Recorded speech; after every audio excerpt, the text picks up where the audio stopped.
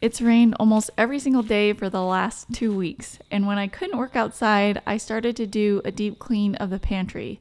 It took me several days, and I hardly made a dent in it. Then the weather cleared, and I happily took a break from that cleaning and organizing to get outside in the garden, and now that it's warming up, I am in a mad dash to get our vegetables planted.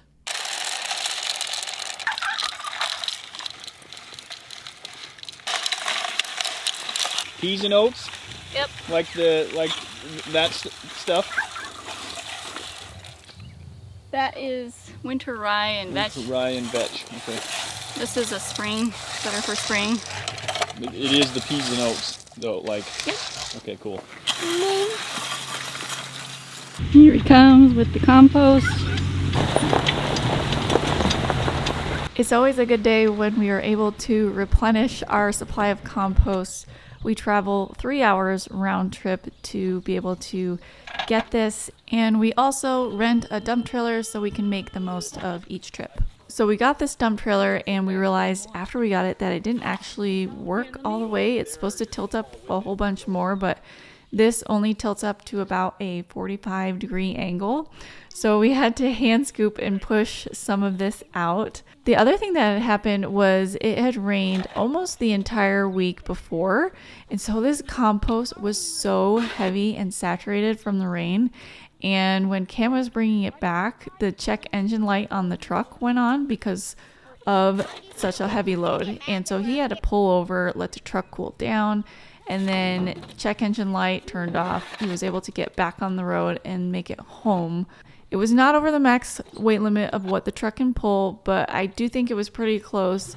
So since we are renting this dump trailer, we do like to take advantage of it, and Cam usually goes and grabs 2 loads in one day.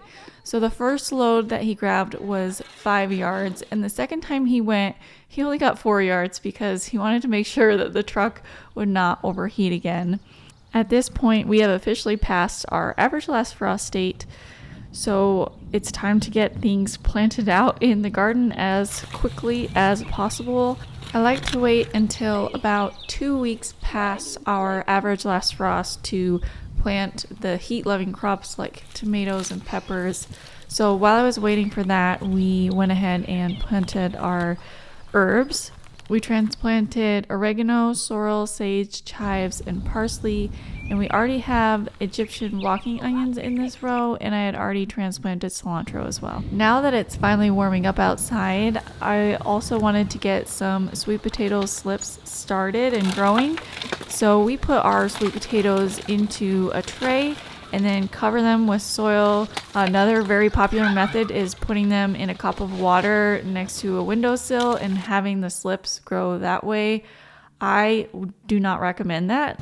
Putting them in the tray with the soil works so much better. The slips are healthier, and having them in that tray, they automatically grow roots and you don't have to do multiple steps. Every single day there was just a lot going on, a lot to get done, and on this day what we needed to do was crimp down and tarp our cover crop. This is where my kids are going to have their gardens, so they were very excited to get this done.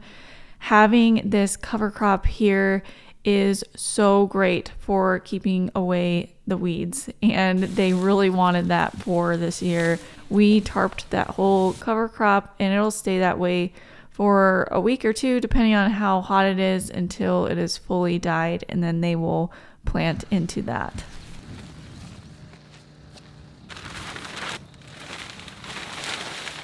It's raining today, so we're working inside the tunnel. I've got a cover crop of peas and oats that are ready to be chopped down, so I'm gonna flail mow these. I need to remove the irrigation that's underneath them, and then we'll mow them down. I'll cover them up for a couple of days to make sure it's good and dead, and then we're gonna plant tomatoes in that spot. There are all kinds of ways to remove a cover crop, and one of the most common ways to remove them is to till it into the soil. We are trying to do little to no tillage, so I'm not tilling it into the soil here. What I'm doing is we are flail mowing, which is just basically chopping it into little tiny bits, and then it just sits on top of the soil, and we cover it just to make sure those little pieces that are left in the ground have died as well. by the time I plant in the next thing. I could have just crimped and tarped these peas and oats as well, but I wanted them to break down a little bit faster, and that's why we mowed them first. Also, we used that ground cover to smother out the light. I'm actually not planning on having it there long term. I'm going to take it off before we plant in that area. Inside our caterpillar tunnel, I had put chickens in here over the winter to add some fertility, but they turned the soil a whole bunch, and so I really felt like it needed a layer of organic matter as well.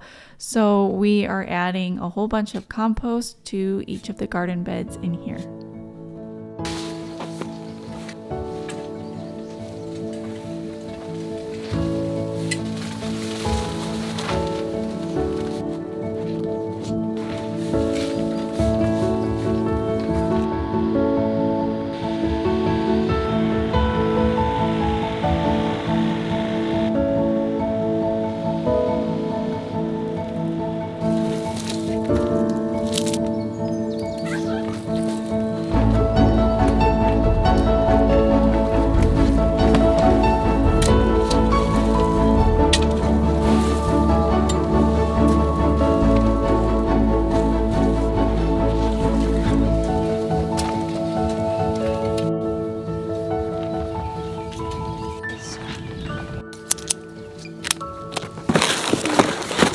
Do I open it?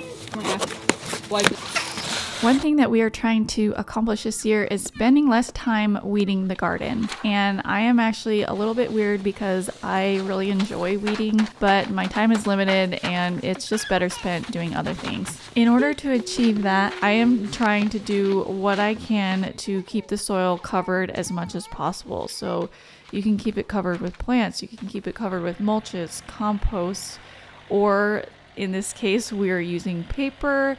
And then the other option, of course, are some non-natural things like woven ground cover that is polypropylene, I believe. I have learned to never say never because I do use that strategically in a few places in my garden. But for the most part, I really lean towards the more natural methods of mulching and keeping soil covered. We are only using the weed paper in a couple of areas because it's pretty pricey stuff. So here in the tunnel, it's protected, so it's not going to decompose as fast. I also had a little bit of trouble using it outside of the tunnels because it got wet and I didn't have it held down very good, and then it blew off in a storm and it shredded. So there are definitely pros and cons of using that particular type of weed barrier, but for us right now, I feel like the cost is worth it. In some ways, I kind of wish we had waited to plant these onions until we had compost, because now we are going back and adding compost to this onion row after the fact. I had to pull out a couple of onions because they started to rot in our soil. And so that's kind of why I was wishing I should have waited to get this compost down, but I was worried it was going to get too late in the season. So definitely trade-offs there. I pulled out some of the onions that had their roots rotting and then replanted them with a tray of onion seedlings that I had that was extra. We finished putting compost on the onions, and now we are going to get watermelon planted inside the caterpillar tunnel. But the thing about this is the caterpillar tunnel, the irrigation is hooked up from the front. So these potatoes in the front get the same irrigation as the watermelon will get. And that is not going to work for us this year. So Cam is trying to reconfigure and have the kids help reconfigure this so that we have a separate irrigation line straight out to that caterpillar tunnel.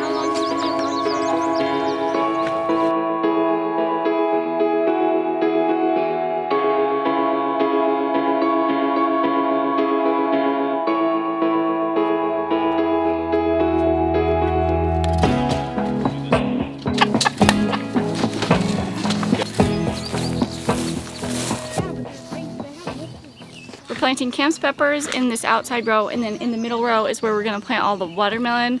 I think for the peppers I'm going to do 18-inch spacing, and for the watermelon I'll probably do the same, 18-inch spacing.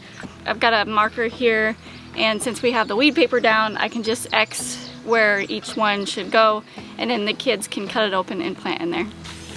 Yeah, so just pull it down here.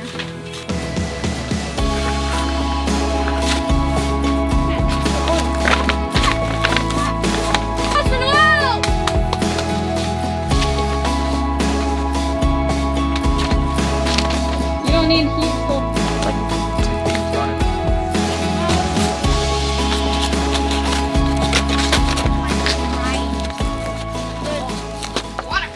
With the watermelon, I didn't really add any fertilizer right away because this part of the caterpillar tunnel had the chickens in it. So I really felt like it had enough fertilizer already. But where we planted the peppers, we added some blood meal and kelp inside those. I usually do about a 1/4 cup of each, and then I mix it in with the soil at planting time.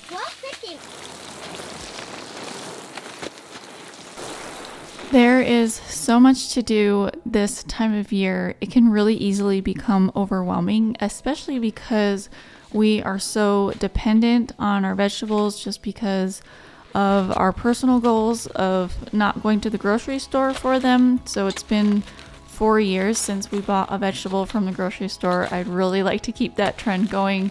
So it is a lot of pressure sometimes to kind of keep that up and to get everything in the ground in time. And luckily we are in an area where we have a long growing season, so I can take a little bit more time and I don't have to worry about things not maturing in time and freezing. So that is a nice part of being in a little bit more of a southern area, is we do get that longer growing season.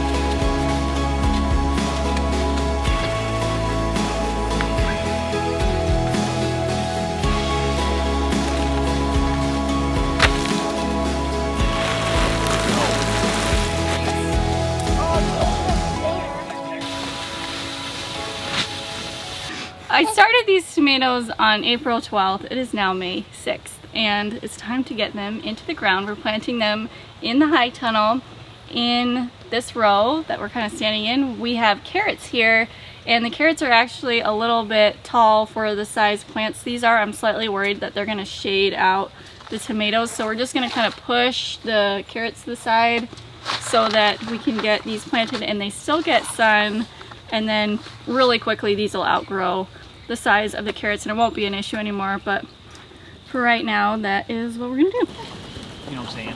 You're gonna be going. We had a little bit extra, and I think it may have. It's like you just parted the Red Sea there. Yeah.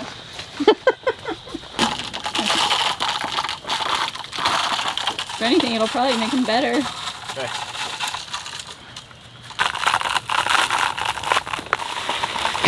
It's official. On this part of the row, you can spread it everywhere.